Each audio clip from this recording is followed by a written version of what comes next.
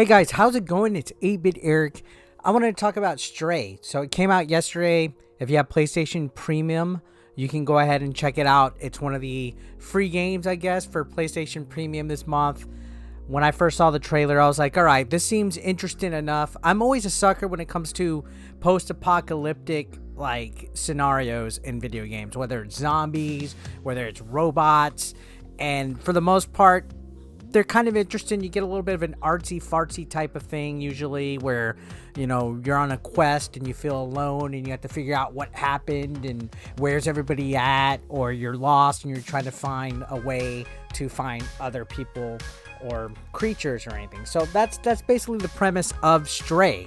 If you've played anything similar in the past to Stray, the major difference in this one is that you're playing as a stray cat. So at the beginning of the game, you find yourself running and playing with your fellow cat friends. You fall down a chasm and you find yourself in a underground bunker world type of thing with other living things, but these are robots. Yeah, so technically they're not living things, but these robots basically just have this secret hidden world where there's a story, and I'm not going to get too deep into it. Don't want to spoil too much, but there's like a deeper story about why they're down there. They want to get to the outside world. It's like a rumor, and they're locked down there for whatever reason, and you'll see it. But, you know, as the cat, you meet some characters, some robots, and they have you tasked with finding the other, I guess, they're kind of like robot scientists. You run into the first one who's trying to work like on a transmitter or a receiver, and then you have to find their notebooks. Then you go and find his friends and stuff, and then they fix the transmitter, and you find your way, making your way all the way, you know, to each one until finally some stuff happens and you find yourself trying to make your way back to the outside world. If I'm gonna go ahead and spill that, but if I was to describe the plot more simpler, you just play as a cat in a post-apocalyptic robot environment and stuff, and along the way you'll find different collectibles. There's these memories that you find. You're accompanied by a robot. Its name is B12. It's like a little flying robot, kind of like Princess Leia has in Obi-Wan Kenobi. You get memories where B12 remembers their previous life. It's like some kind of like consciousness developed into like an AI, and it helps shine a little bit of backstory onto this game. So I gotta tell you guys, I'm personally not a cat person, but I did like how fluid the cat controlled in this game. Controls are simple. You can run, walk, and jump. The jumping is done by a little symbol indicator of an X on any kind of platform or ledge or anything that you can basically jump and land on. You push X. You can hold X to do a whole bunch of chain jumps. There's no combat really. At one point you do get a device that does like a UV light that kills the enemies on screen, but you really only use that for like 1 or 2 chapters. Most of the time you're just jumping and exploring and being a cat. Once in a while you'll find a place to lay down and sleep. You could even get an achievement for sleeping for an hour. Once in a while you can find a place to scratch or play with like a little toy or something like that. So the way of making it feel like you're an actual living, breathing cat is realistic. At any time you could push circle on the PlayStation button and your cat will meow, and you can hear the meow come through the speaker. So they did a good job of capturing that essence. Again, as a dog person and not so much a cat person, I could respect the amount of fun and love that they put between trying to make you feel like you're a cat in this game. Now the environment, again, if you've played like a post-apocalyptic game, it's pretty much cliche. It's basically like an old school cyberpunk slash overgrown slash dilapidated like type of environment where you'll see houses and buildings that look like junk and broken down old machines and overgrown plants, and it really feels like something you would see in a movie. You know, as a matter of fact, Stray probably could make for a good like Pixar movie if they really wanted to do it. But yeah, it feels like Wall-E and Last of Us and things like that combined into like a cute cat robot settings. The robot creatures they speak in their own unique language, but they do have a lot of personality when you read their dialogue and their text. And there's times where there is a little bit of emotion shown as far as the story goes.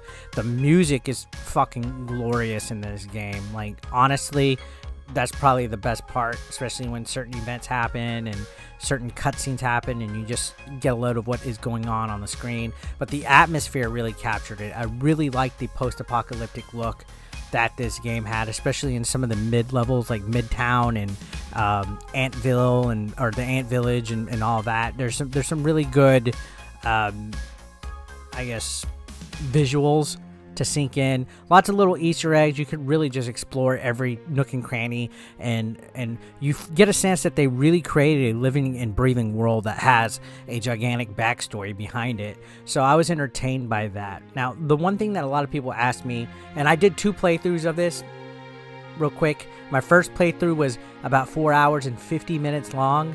So you could play this game in about 5 hours if you really just kind of stick to the game, explore, and take your sweet time. It'll be about 5 hours or so.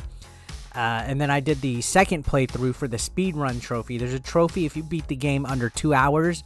I completed the game in 1 hour and 45 minutes, zooming through it to get that speedrun thing. So the game is pretty quick. It's a really good length. It's a length of a game that you can play like in one day, which this day and age, it's kind of refreshing when a lot of other games are like 40, 50, 60, 80 hours, or evergreen games that just kind of get this drip feed of content out all year long, like Fortnite and Warzone and all that. So perfect little short game where you can just kind of like pop it in and play through it and then go back and try to get more memories or try to get different side quests or trophies that you missed. So after you beat it, you do get a chapter select that allows you to go back, and if whatever you missed, you can take care of and redo it. So there was a little bit of replay value here. So people are asking me, is this a game of the year? Is this like the best game? Because let's be honest, there's been a lot of hype about this game. There was a lot of social media outlets, a lot of websites, lots of, I guess, gaming and geek culture websites writing about this game because a lot of people are cat enthusiasts. Now, I got to say, as far as a 1 or 2 time playthrough, yeah, this game is pretty linear. It's pretty straightforward. So there's not too much off the beaten path. There's no choices that switch up the gameplay. There's no multiple endings. Once you beat it, you're probably not going to have any incentive to play other than if you want to 100% it or get a platinum on it.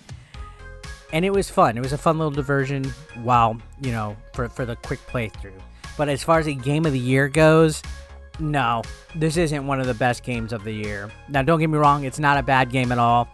It was entertaining for what it was. It was a lot better than I thought it would be. It caught my attention enough to play it 2 times in one day. So I spent like a total of 7 hours all at once. I even streamed it. It was enough for me to sit down and enjoy it and play it, but it's by no means a game of the year. If you're a cat person, you might like it, but there's no combat. It does seem a little slow-paced at times. There's a lot of talking. So if you're looking for something to be a little bit more like, I guess, action-oriented, you might not like this because it's more of like a puzzle platformer. But it does have a good story. It does capture a great atmosphere and stuff like that. And if you're into artsy-fartsy post-apocalyptic games, you might like to do a playthrough of it. If you do have PlayStation Premium, it's included in it. It's free, so I guess there's no loss there. You don't lose any money. If you don't own it, I wouldn't go out of my way to pay this. I know there's a physical version floating out around there. I'm on the fence whether I'm going to pick the physical version up or not. I did like the game enough to sit down and get 72% of the trophies. I'm going to try to platinum it just because I'm pretty close, and I got that close just on one or two playthroughs. So yeah, it's not a game of the year, but it's not bad by any means. I guess I would just rank it average at best. I would say maybe like a 7, an 8. You know, it had great visuals, great music. The controls were great. It was fun for a playthrough, but it's not a huge, you know, super hyped up game to call it a game of the year. And I've seen people title it game of the year. No, a game of the year is something bigger, like a God of War or, you know, a Last of Us or something like that in my book. Something bigger, something more open world, less linear, lots more choices and stuff. And there was potential with Stray. I was hoping there would have been a little bit more open-ended to it, you know, a little bit more open world, a little bit more different choices and side quests and stuff. But no, it was pretty linear for the most part. So that's my thoughts Let me know what you think of the game down below, and thank you for watching.